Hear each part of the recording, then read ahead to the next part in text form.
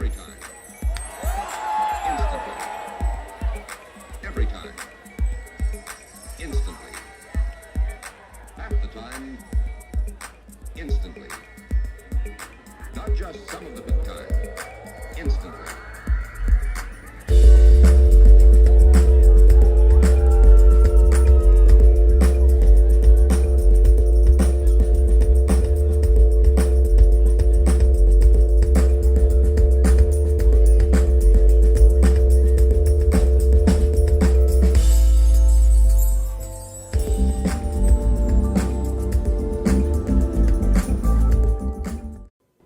Estamos aquí con el profesor Emilio Pradilla, que tiene una particularidad.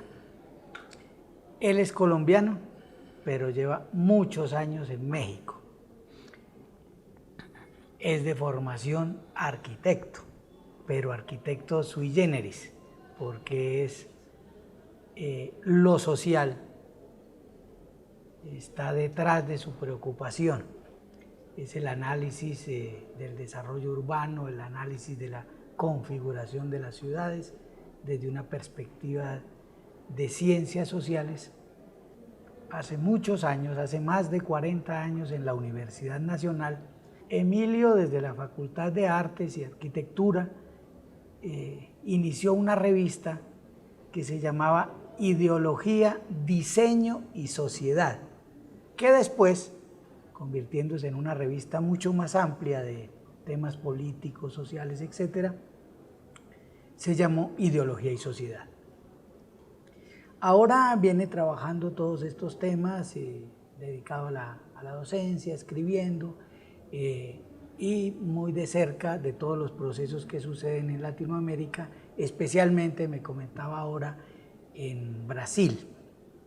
Entonces vamos a hacer una conversación con Emilio sobre diferentes temas que son de nuestro interés aquí en Colombia, con una preocupación que subyace a todos estos interrogantes. Y es que en Bogotá, como ha sucedido en otras ciudades y como sucede en otras ciudades del continente, han llegado gobiernos que llamamos de izquierda o progresistas. Y el hecho de que hayan estado al frente de esas ciudades ha suscitado una serie de interrogantes y de dudas sobre qué cosas se puede hacer desde las alcaldías, desde los gobiernos de las ciudades, teniendo en cuenta que continuamos en el capitalismo hoy en día en su fase neoliberal. Hoy en día, ¿a qué le llamamos ciudad? Porque siempre hablamos la relación campo-ciudad y hablamos de que nuestro tema es la ciudad. Desde el punto de vista de la extensión, tenemos no solo el núcleo urbano, tenemos fenómenos de conurbación, tenemos lo que llaman ruralidad urbana. ¿Qué sería hoy por hoy el concepto de ciudad? Bueno, la ciudad es, en primer lugar, concentración. Es concentración territorial de población, concentración territorial de actividad económica, concentración territorial de relaciones sociales, concentración territorial de cultura. Es decir, lo que siempre ha sido, dijéramos así, el elemento definitorio de lo que es ciudad es la concentración. Pero la concentración no como chiles y frijoles, la concentración de relaciones sociales, de vida social. Esto evidentemente se modifica en el tiempo. Nosotros conocemos las ciudades, dijéramos, del siglo hasta el siglo XIX, inicios del siglo XIX, aún entrado el siglo XIX, las ciudades son compactas, son delimitadas, tienen límites, tienen fin. Con los procesos posteriores a los años 60, 50, 60, cuando se da todo el proceso de metropolización en muchas grandes ciudades latinoamericanas, esta idea de lo finito, de lo delimitado, de lo que se diferencia más o menos notoriamente del campo, empieza a diluirse. Las ciudades empiezan a crecer muy significativamente en términos poblacionales, en términos de actividades. El surgimiento de la industria genera procesos de dispersión, etcétera, etcétera. Y hoy, por ejemplo, en los últimos años, en ciudades como la gran zona metropolitana del Valle de México, nosotros nos encontramos que la actividad del capital inmobiliario, cuando se mete en el sector de vivienda social, empieza a producir casi un reguero de gotas de agua sobre el territorio, un reguero de población, de concentraciones urbanas, de sectores populares, etcétera, sobre el territorio. Entonces, decir hoy que la ciudad tiene fin es decir una generalidad que no se realiza en la práctica. Nos enfrentamos, además de la idea de metrópolis, también a otra idea que es muy notoria, que es la de megalópolis. Aunque a mí personalmente no me satisface el concepto, podríamos hablar de ciudades-región, donde ya no es solo una gran metrópoli la que se ocupa el territorio, sino que hay una constelación de grandes ciudades que se organizan a una relativa distancia, pero entre las cuales se intensifican muy notoriamente los flujos de personas, los flujos de información, los flujos de mercancías, sobre la base de tramas muy densas de infraestructura y servicios que dan esa imagen de una región urbanizada. Entonces, hoy día ya podemos decir que la ciudad no tiene un límite preciso, que sus periferias son difusas, son archipiélagos de asentamientos humanos, con todo lo que eso tiene como costo social, etcétera, pero eso es otra discusión distinta. Una pequeña excursión teórica, metodológica. En Colombia han trabajado mucho en los medios académicos en los últimos tiempos los trabajos, los textos de Harvey, de David Harvey. Y él, pues como se sabe, retoma la idea de que el espacio no es un receptáculo, sino que el capital construye su espacio, ¿no? ¿Cuál sería la especificidad de la acumulación de capital en relación con las ciudades hoy en día, bueno, particularmente en Latinoamérica?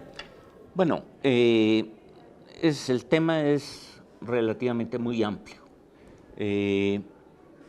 Primero, yo partiría de decir que hay continuidades con las ciudades anteriores, con las ciudades que se forman precisamente a partir del proceso de industrialización y en el marco de lo que podríamos llamar el Estado intervencionista, el patrón de acumulación con intervención estatal. Es decir, no podemos hablar, y quien piense así creo que está exagerando, extendiendo demasiado la liga, que el neoliberalismo, dijéramos así, crea una ciudad nueva, totalmente nueva. No, hay continuidades, hay procesos que vienen de lejos en la ciudad capitalista latinoamericana, y hay procesos que son evidentemente parte constitutiva del patrón neoliberal de acumulación de capital. Yo diría, la primera es el proceso de privatización de lo público, de todo aquello que construido por la sociedad aparece bajo el control no necesariamente democrático, no necesariamente progresivo, bajo el control de los estados latinoamericanos.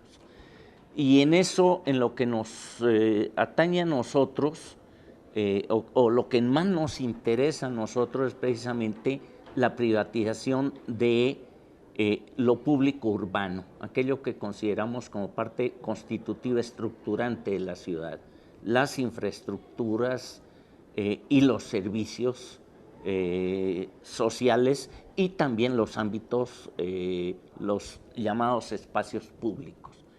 Ese yo creo que es uno de los rasgos sustantivos que sí es directamente introducido por el patrón neoliberal. Es decir, el desmantelamiento del sistema público urbano, la transferencia al capital privado y, por ese mismo hecho, una mercantilización plena de todos esos elementos de lo público, que van hasta la mercantilización de la calle misma, ¿no? del ámbito público. Por ejemplo, en Ciudad de México es muy notoria la presencia por todos los poros de la ciudad de la publicidad mercantil. En todas las partes de la ciudad aparece siempre la publicidad de los productos de las grandes empresas, etcétera, etcétera. Es decir, una mercantilización de lo visual de la ciudad. La ocupación de las vías, las calles en algunas zonas céntricas por las actividades comerciales. Aunque también hay, como dijéramos, como otra cara de la misma moneda, el reverso de esa moneda, que es la privatización que introducen los sectores populares con las actividades de subsistencia. Entonces nos encontramos ahí ante un hecho de mercantilización plena de las ciudades, los parquímetros, etcétera, etcétera, los servicios públicos privatizados y mercantilizados plenamente, etcétera. Y esta parte de que es la proliferación, parece ser una característica también mundial, de lo que en Colombia llamamos centros comerciales, los malls, que se vuelven el nuevo, como ciudades dentro de la ciudad, pero solamente comerciales, ¿no? Pero esos son espacios privados. Claro. Es decir, sí, la mercantilización se manifiesta de una forma muy significativa con el desarrollo de lo que podríamos llamar la terciarización de las ciudades latinoamericanas, que tiene, dijéramos, como elemento determinante, diría yo, los procesos de desindustrialización de las ciudades, que corresponden en parte a la desindustrialización de los países latinoamericanos, lo que Pierre Salama llama la desindustrialización temprana relativa de los países latinoamericanos, pero que en las ciudades es muy notorio, muy significativo, que coinciden, por un lado, los procesos de apertura comercial que llevan a las empresas localizadas en nuestros territorios, no digo nacionales porque la mayoría no son empresas nacionales y no transnacionales, pero que se enfrentan a la producción en los países hegemónicos del capitalismo y se enfrentan en condiciones, primero, de desigualdad, particularmente las empresas pequeñas y medianas, o bien por la reestructuración de los procesos productivos del gran capital transnacional. En segundo lugar, por la valorización muy intensa de las zonas, los territorios ocupados por la industria dentro de las ciudades. La industria se produce cuando se instala cuando las ciudades están en expansión, la expansión de las ciudades sigue y atrapa a la industria al interior de las ciudades, en ubicaciones en muchas ocasiones absolutamente estratégicas dentro de las ciudades.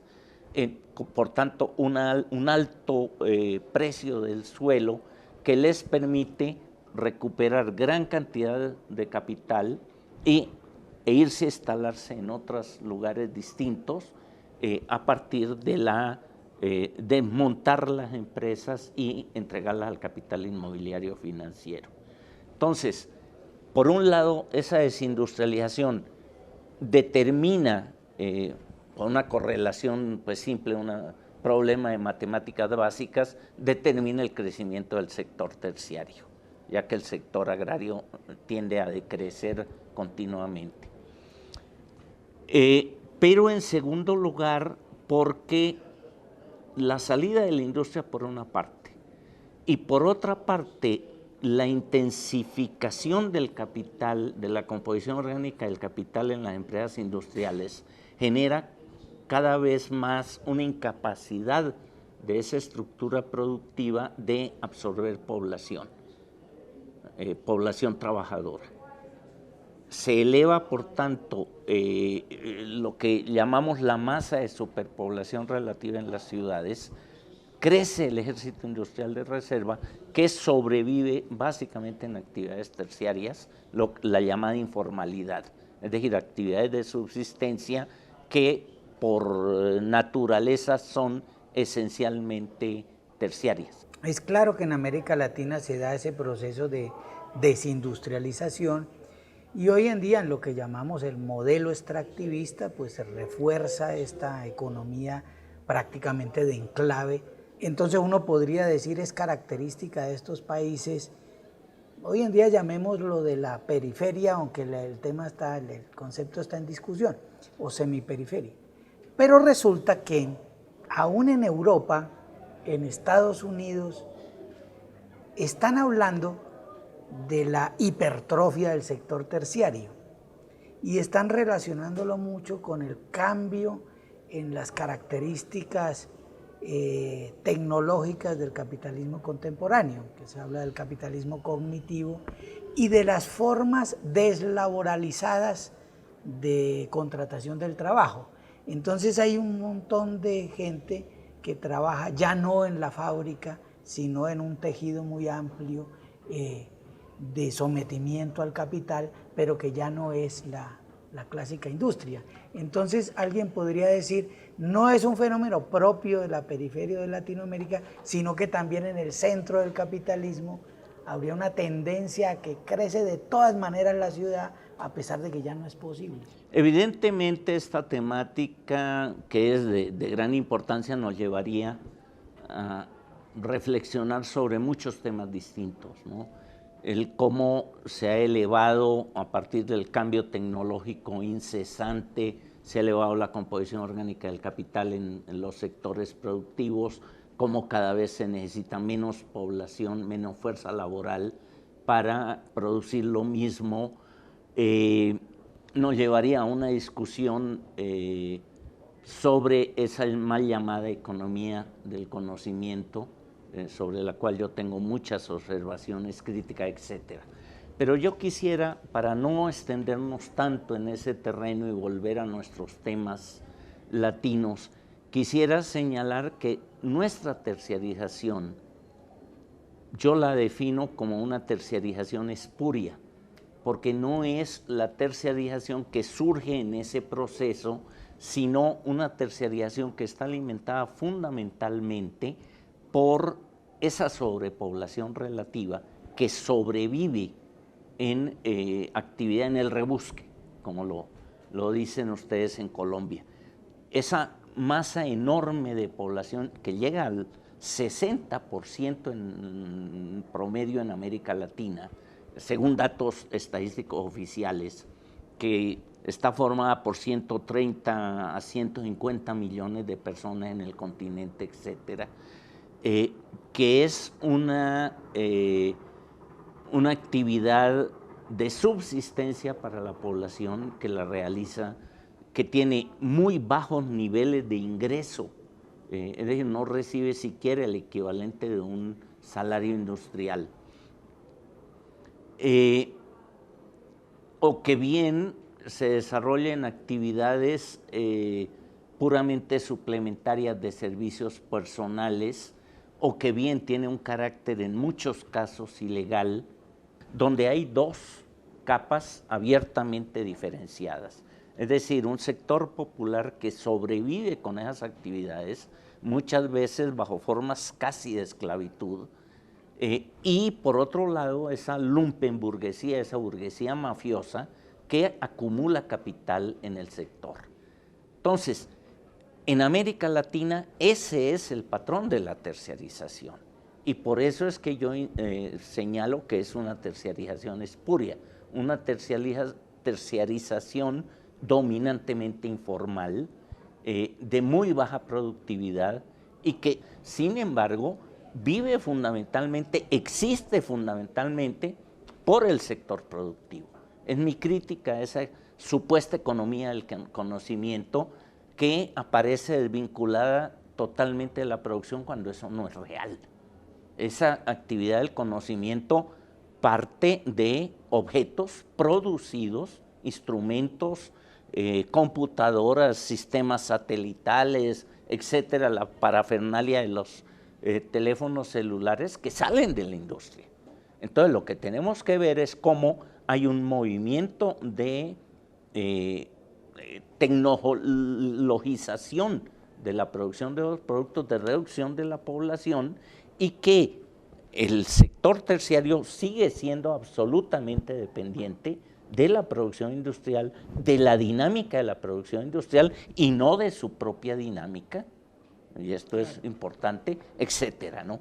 Pero para lo que a mí me interesa, que es América Latina, tiene esa característica de terciarización espuria. Al fin y al cabo, en China, en Singapur, en Corea, donde fabrican los aparaticos, sí hay fábricas de 300.000, 400.000 trabajadores. Exactamente, ¿no? Pero eso lo nublamos al crear este mito que yo sigo considerando es en parte producto del neoliberalismo, de la ideología neoliberal, este mito de la sociedad del conocimiento.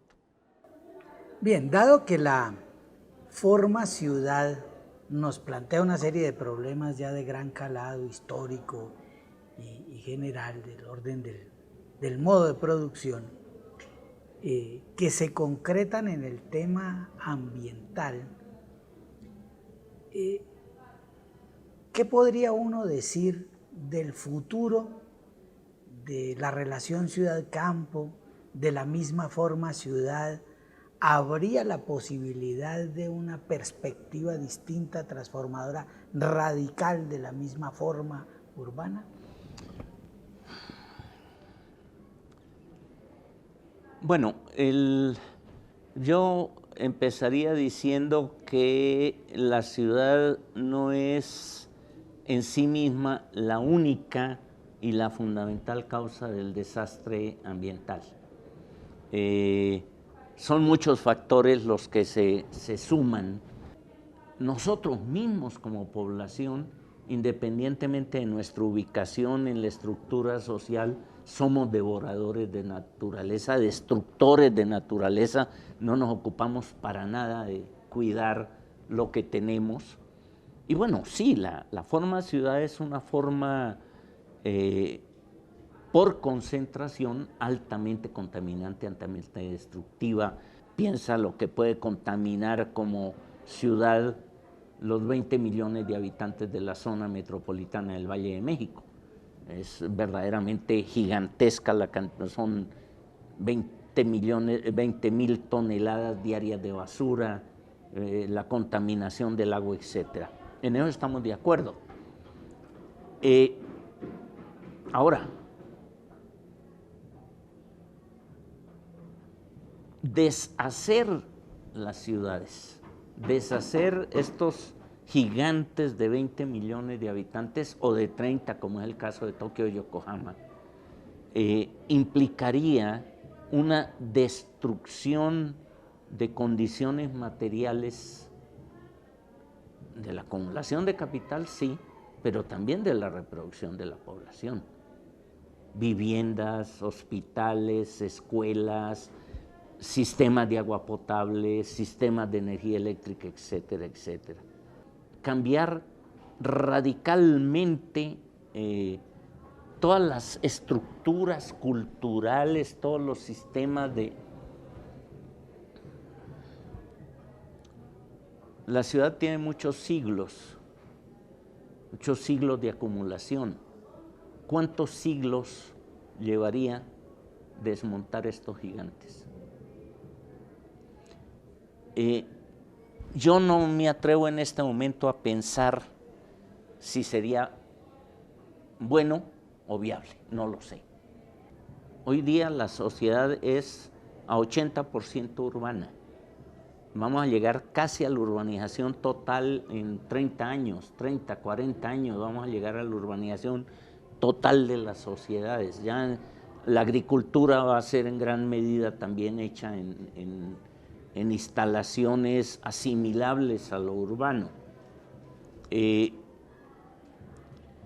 Es rehacer toda la historia de la humanidad, volver atrás. El mundo siempre ha funcionado con utopías que nunca se cumplen.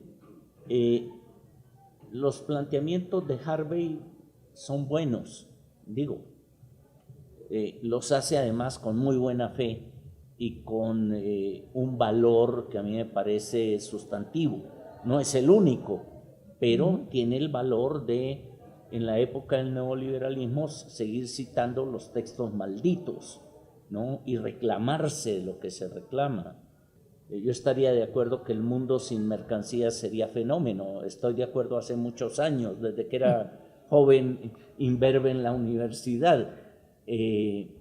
Pero alguien me decía hoy lo mismo y yo hacía una frase, decía que es bastante más sencillo hacer una revolución y que sea sólida que desmercantilizar el planeta, porque entre otras cosas las revoluciones que realmente existieron no pudieron desmercantilizar a sus sociedades, seña de que es bastante complejo, ¿no? De llegar a sistemas de trueque. Hay un caso que es muy simpático, me parece un poco, es caricatura, estoy haciendo caricatura, pero con buen sentido, con buena intención. Los piqueteros en Argentina trataron de introducir el comercio de trueque y llegaron a un momento en que tuvieron que escribir en papelitos las condiciones del trueque, es decir, reinventar la moneda, ¿no? Porque estamos ahí ante un hecho real, ¿no? Entonces, yo alabo todos los planteamientos, le respeto mucho, me parece un hombre de un enorme valor, y es bueno empujar utopías fundantes que pueden servir para construir. Ahora, la construcción es otra historia, porque es un proceso social, ¿no? Esa utopía de deshacer la ciudad ya existe.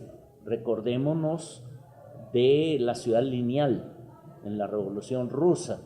Es más, hasta autores no necesariamente muy progresivos como Wright hablaban de la ciudad, de la no ciudad, entre otras cosas. La historia ha caminado en otro sentido distinto y deshacer los caminos de la historia es bien difícil y requiere mucho más que un libro. Bueno, volviendo a la metodología de Harvey, podría haber la objeción de que estaríamos en presencia de un viejo marxismo paranoico en donde el capital lo construye todo, pero entonces habría que considerar los movimientos sociales de base socioterritorial que también disputan el espacio y la construcción del espacio. Entonces, el espacio no solo lo construye el capital, sino que se construye en la contradicción entre el capital y los movimientos. ¿Qué podríamos decir entonces de esta contradicción, si es que hay contradicción en el sentido de la construcción del espacio? Bueno, yo inicialmente enumeraba las tres primeras características, a mi juicio, importantes, que son propias de la transformación neoliberal. Yo diría que tendríamos que añadir dos más que son sustantivas. Es decir, en primer lugar, la aparición del capital inmobiliario financiero en una íntima fusión. El capital inmobiliario vive el capital financiero y funciona y existe en función del capital financiero. Un capital financiero en gran medida transnacionalizado, penetrado por el capital especulativo mundial, que ha empezado a ocupar lugares que antes ocupaba lo que llamábamos los procesos de ocupación irregular del suelo y de autoconstrucción de la vivienda. Estamos de acuerdo, en el periodo de la expansión industrial, de la urbanización acelerada, del intervencionismo estatal, esa contradicción fue tan viva como que el sector popular, a través de estos mecanismos de ocupación irregular del suelo y de autoconstrucción, produjo el 60% de las ciudades. Entonces, esa que es, como lo llama una investigadora residente en México, Priscila Connolly, es un paradigma latinoamericano de la producción popular del hábitat y de la ciudad. Ahora, el capital inmobiliario financiero, a través de la transformación, y es el otro elemento que quería señalar, la transformación del Estado de interventor en facilitador, en subsidiario del capital privado, el capital inmobiliario financiero ha ocupado espacios que antes eran o propios del Estado o la expresión de esa contradicción social, y es la producción por el capital inmobiliario de vivienda de interés social, que eso es específico de los años 90 para acá, y es, dijéramos así, la modificación que introduce las políticas neoliberales. Y el Estado deja de ser promotor de la producción de vivienda de interés social para convertirse en simplemente banca hipotecaria que financia a través de sus derechohabientes o sus beneficiarios, financia e irriga el capital inmobiliario financiero. Entonces, ese es otro cambio sustantivo. Ha habido una cierta, dijéramos, agudización del conflicto entre el Estado y los sectores populares. Cada vez es menos fácil que el Estado permita la ocupación irregular de terrenos. Es más, la tendencia del Estado es a impedir hasta donde le sea posible la ocupación irregular de terrenos y, por el otro lado, crear mecanismos, muchos de ellos de política urbana específica, a través de los cuales pueda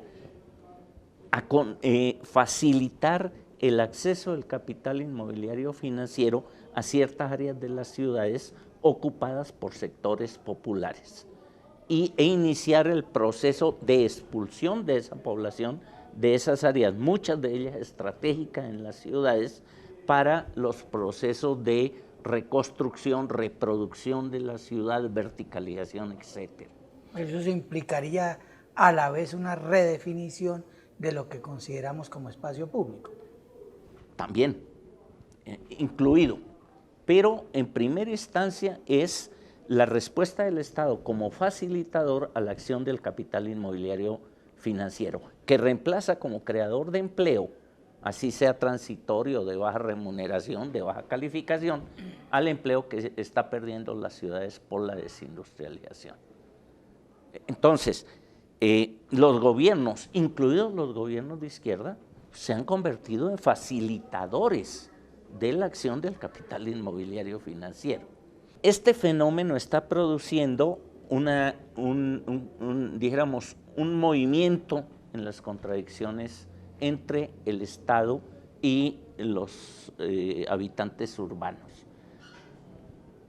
Continúan las viejas contradicciones, las contradicciones de siempre entre el hábitat popular, la producción popular de la vivienda, etcétera, pero ahora aparecen como otro actor en esa contradicción, el capital privado.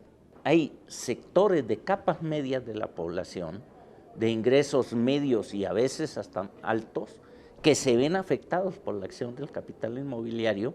Es el caso clarísimo en Ciudad de México, en cuyas áreas de vivienda tradicionales empieza a aparecer la acción del capital financiero de reconstrucción, de construcción en altura, de verticalización, o empieza el Estado a introducir obras de infraestructura para el automóvil privado que entran en conflicto con el patrimonio, en primer lugar, de esta población y con la calidad de vida.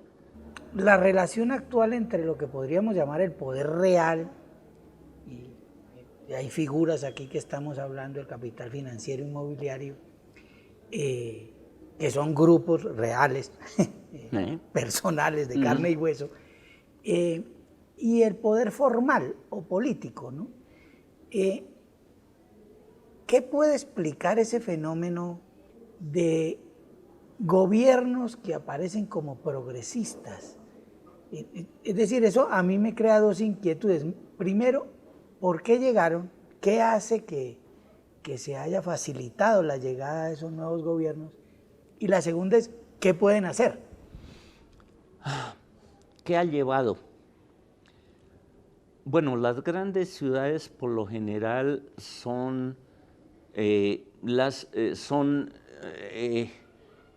un poco el receptáculo de las capas medias, con niveles educativos mucho mayores que los otros sectores, etcétera. Por otra parte, son las mayores concentraciones de conflicto social. Es decir, si nosotros vemos en este momento la proporción entre pobres urbanos y pobres rurales ya varió a favor de la pobreza urbana. La mayor parte de la pobreza está en las ciudades, ya en América Latina. Y es una masa de población muy grande, absolutamente concentrada en un espacio relativamente limitado. Entonces, las grandes ciudades son ciudades de una alta conflictividad, y por tanto son más, dijéramos, proclives a salidas de tipo progresivo.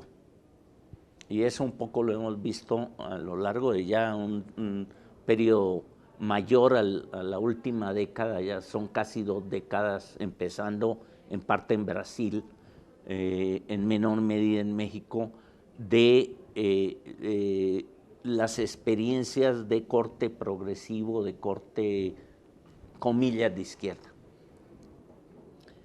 Yo pienso que son esos dos factores, un poco un nivel educativo mucho mayor, un nivel de información mucho mayor, añadiría esa idea, y un nivel de conflictividad mayor que en pequeñas ciudades, ciudades medias, etc. Que tendría una válvula de escape electoral, y eso explica el cambio de gobierno. Que tendría esa salida o esa esperanza, esa salida de esperanza, dijéramos, de opciones diferentes, opciones alternativas, opciones progresivas, etc. Ahora, el problema es que son opciones muy distintas. No es lo mismo el gobierno chileno con el Partido Socialista que el caso del gobierno venezolano de Chávez y ahora de Maduro, o bien el gobierno de Evo Morales en Bolivia, o bien los gobiernos del PT en Brasil. Son, primero, historias distintas, procesos históricos de formación de fuerzas políticas distintas, en muchos casos alianzas de partidos, ellos sí declarados de izquierdas socialistas, con grupos de centro izquierda y a veces con grupos de centro derecha, alianzas informales, alianzas formales. Hay una enorme heterogeneidad en estos gobiernos que se manifiestan también cuando esas expresiones llegan al poder en ciudades concretas. Entonces, es muy difícil hablar de los gobiernos de izquierda en las ciudades latinoamericanas. Cuando menos tendríamos que decir que son gobiernos de muchas izquierdas distintas, en aras de discusión. Pero en este tiempo neoliberal uno podría señalar al menos un rasgo común, y es que tratan de recuperar un intervencionismo de Estado, o tampoco eso podría ser común. Tampoco es generalizable. Algunos tratan de recuperar un poco el papel del Estado en la vida pública y en dijéramos, la gestión de los servicios públicos, etcétera, etcétera. Pero eso no es generalizable tampoco. Hay algunos. El rasgo que yo diría que es más común es una política social que tiende a ser una política asistencialista. Tú, adulto mayor, te doy medio salario mínimo para que puedas comprar tus medicinas. Tú, madre soltera, te doy medio salario mínimo para que tú, discapacitado, que es una política de asistencialismo focalizado. No son políticas, dijéramos, de derechos universales garantizados por los gobiernos locales y exigibles. Por el otro lado, son gobiernos que no tienen muchas funciones de política económica que reposan en los gobiernos centrales, pero que aún evitan meterse en aquello que podrían meterse realmente. Para evitar problemas. Para evitar conflictos, entonces no entran a actuar en aquellos nichos de la vida económica en los que podrían actuar. Por ejemplo, el caso de la desindustrialización es típico. Los gobiernos locales, en lugar de enfrentar esa desindustrialización creando condiciones, mejores condiciones, más sustentables para la industria, a través de sus propias políticas, adoptan la política desindustrializadora, sin darse cuenta de que están cavando su propia tumba y que los va a llevar inevitablemente a que tengan que optar por la política de apoyo y muchas veces de promoción de la acción del capital inmobiliario financiero. Pero ahí también son muy diferentes los gobiernos locales. Hay gobiernos como el gobierno de la Ciudad de México que desde López Obrador decidió optar por construir segundos pisos en la ciudad. Primero gratuitos, pero el gobernante siguiente introdujo la modalidad de segundos pisos vehiculares de cuota y quería empezar a hacer túneles de cuota y empezó toda una acción que en última instancia es privatizadora de la ciudad. ¿Ya? Entonces, hay por un lado un cierto reconocimiento de debilidad más allá de lo real en el ámbito de lo económico. En segundo lugar, hay una política social que ni siquiera es una lucha efectiva contra la pobreza, a pesar de que la pobreza se concentra mayoritariamente en las grandes ciudades y que en cierta medida reproduce el asistencialismo focalizado. En tercer lugar, se quedan atrapados en esa contradicción de que el único sector relativamente dinámico que queda en la ciudad es la producción inmobiliaria hecha por el capital inmobiliario financiero nacional transnacional. En cuarto lugar, quedan atrapados también en el hecho de que los transportes públicos, es decir, en manos del Estado, son costosos, requieren financiamiento, entonces optan por la salida fácil de lo público-privado, es decir, de la asociación inmediata con el capital privado que coloca automáticamente al Estado, al gobierno local, en una debilidad frente al capital privado, que es el que en última instancia impone las reglas en función de la rentabilidad. Y es llenarles la tasa mínima de rentabilidad a partir de fondos públicos. Si no alcanzan esa rentabilidad, el Estado tiene que entregarles un financiamiento. Entonces, realmente quedan atrapados en una maraña muy dominada por el pragmatismo en la medida en que no hay proyectos de ciudad. Los movimientos políticos en general carecen de agendas urbanas. Todavía siguen apareciendo en todos los programas políticos de los partidos un planteamiento al campo, un planteamiento rural. Las ciudades hoy el 80% de la vida económica, social y de la población de nuestros países, y los partidos de izquierda no han introducido en sus agendas, en sus programas políticos, proyectos de ciudad. Entonces llegan simplemente a gestionar lo que hay, entonces actúan pragmáticamente frente a unas fuerzas que se han convertido en dominantes, que son el capital inmobiliario financiero, en primer lugar. En segundo lugar, todo el engranaje de la industria automotriz, las transnacionales automotrices, etcétera, y el avance continuo del automóvil.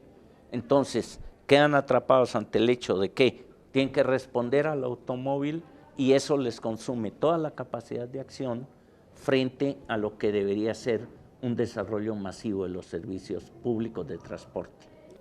¿Cómo proponerse una agenda que sea urbana sin que uno diga hay que esperar a la nacional o a la internacional? ¿Cómo trabajar en esos diversos planos en un sentido político para los movimientos sociales, digo? El movimiento social ha llegado en coyunturas específicas, en lugares específicos, a dar un salto que entiendo es difícil a veces dar, a lo propositivo, es decir, a transformar las reivindicaciones en propuestas alternativas. Pero tenemos toda la enorme amalgama de problemas que se han manifestado en movimientos sociales y movimientos de los pobladores de las ciudades, que es un material de una enorme riqueza como material para realizar sobre ellos un debate político muy fuerte y lograr encontrar aquello que se puede gestionar aún desde una ciudad en el marco de gobiernos neoliberales. Hay márgenes porque hay contradicciones sociales, porque hay contradicciones entre el capital inmobiliario financiero y el Estado, hay contradicciones entre estos dos y los sectores populares, y en ese juego de fuerzas hay puntos donde se puede actuar. Hay que acordarnos que el capital, así sea el inmobiliario financiero, no es omnipotente y tiene como objetivo acumular, ¿no? Entonces, el capital inmobiliario financiero también puede ser sometido a ciertas regulaciones, a ciertas exigencias, etcétera. Tenemos la experiencia de los países europeos, por ejemplo, que vivieron mucho de regulaciones que permitieron mejorar las condiciones de vida de la población. El capital, la función del capital es acumular. Para acumular hace cualquier cosa, incluyendo ceder ante regulaciones cuando cuentan esas regulaciones con el peso del gobierno local, un peso inteligente obviamente, no una ilusión aventurera y si se cuenta con una base de legitimación política en la población. Entonces yo creo que sí habría muchas posibilidades de actuar y que no se han utilizado en muchos casos, porque es muy fácil estar de acuerdo con el capital. Es lo más sencillo de todo, ¿no? Es lo más sencillo, lo menos conflictivo. Entonces, bueno, pues ante una situación difícil, pues si negociamos, llegamos rápido a una solución. Y para un alcalde suele suceder que eso puede ser la cuota inicial de la campaña a la presidencia. Evidentemente, porque es un escalón. Lo vimos en México también. Sí. Sí, evidentemente, eso no hay ninguna duda, ¿no? O el paso a otro partido político, si es el caso, ¿no? cotorreando un poco la idea. Bueno, habría muchas cosas que conversar con Emilio, que domina este tema, pero pues hay que ponerle punto en algún momento. Entonces, muchas gracias, Emilio. No, pues encantado, para eso hacemos el trabajo, para que sirva para alguna cosa, sea en los medios académicos, sea en los medios políticos, sea para lo que sea.